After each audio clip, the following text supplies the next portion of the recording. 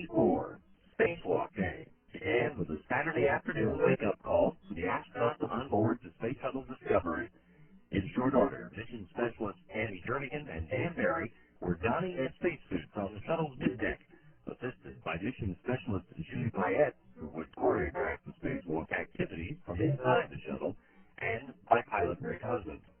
Meanwhile, on the flight deck, mission specialist Ochoa activated the shuttle's 50-foot-long robotic arm and prepared it for a survey job.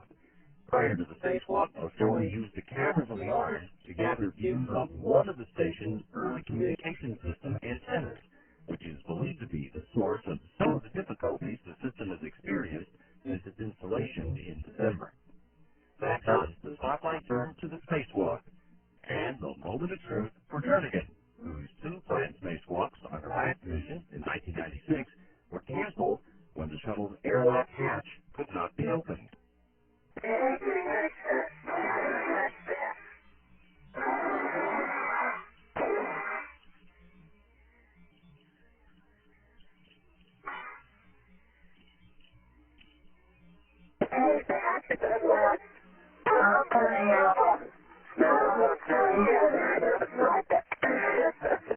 Once outside, Jernigan and Barry began to set out some of their tools.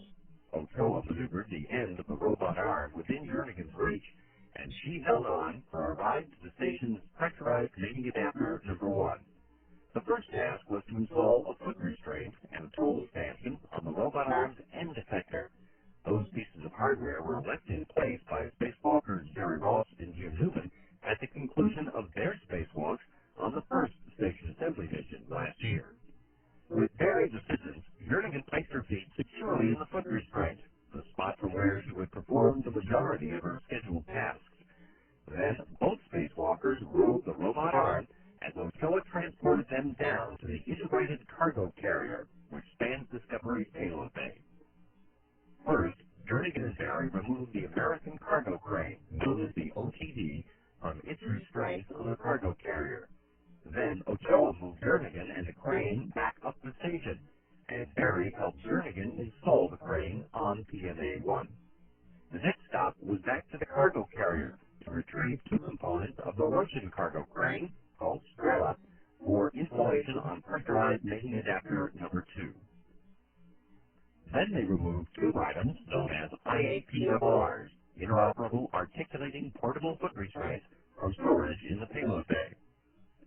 As Jernigan held the foot restraints, which will accommodate the spacewalking boots of both Americans and Russians during the life of the station, Ochoa used the arms to raise Jernigan into position to install them onto PMA-1.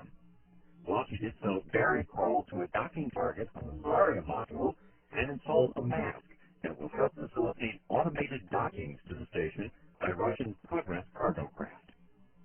Afterward, Jernigan and Barry returned to the cargo carrier, opened the container known as the shush box, and removed 3 bags containing handrails and other tools intended for use on future missions. Then Ochoa maneuvered Jernigan and the bags back up to the Unity module, where she and Barry secured them in place beside another bag of tools left by the first assembly crew in December. While Jernigan took a series of photos to document the worksite, Barry installed a cover on one of the trunnion pins on Unity to help prevent loss of heat from inside the module. The 4 trunnion pins held Unity in place during its flight to orbit in the shuttle's payload bay last year. The other 3 pins were covered during a spacewalk on that mission. With the last of their construction tasks completed, Jernigan and Barry stowed their tools and took a final set of photos before making their way back to Discovery's airlock to conclude a 7-hour, 55-minute-long excursion, thus setting the stage for the crew's first entrance into the International Space Station